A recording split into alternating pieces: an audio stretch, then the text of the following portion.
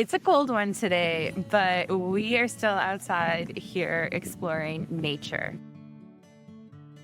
We've been focusing on making observations. The most obvious way is through sight, but we are exploring through our senses.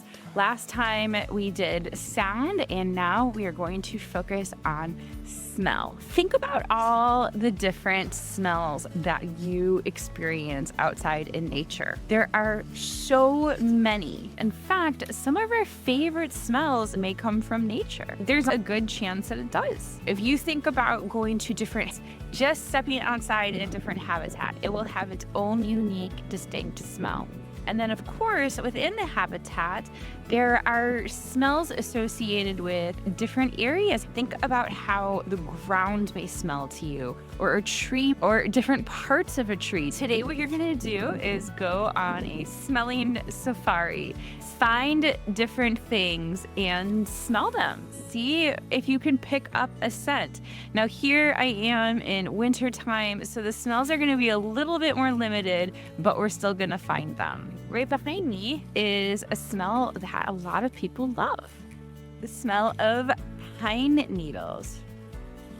And you may have even had some in your home recently with Christmas time. What other smells can you find? When was the last time that you smelled grass?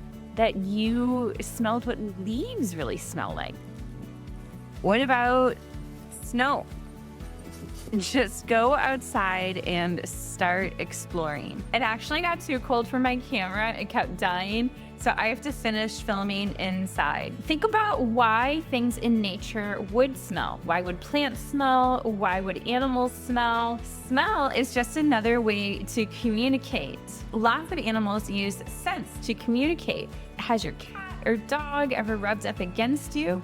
They are spreading their scent. And in the wild, animals do this to mark their territories or attract mates. Does nature always smell good? There are smells that are good and there are smells that are not so good. For example, there's a plant in Indonesia called the corpse plant, and it smells like its name suggests, rotting meat. And this attracts flies and other pollinators to it.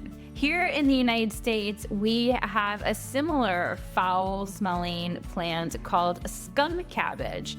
A lot of people think this smells like skunk, but some people also think it smells like garlic. Once it starts warming up, go look for this plant, give it a whiff, and see what you think. Have fun exploring smells in nature. For our last video on observation skills, we are going to focus on touch. This video is part of my Wildlife Biology for Kids Club program.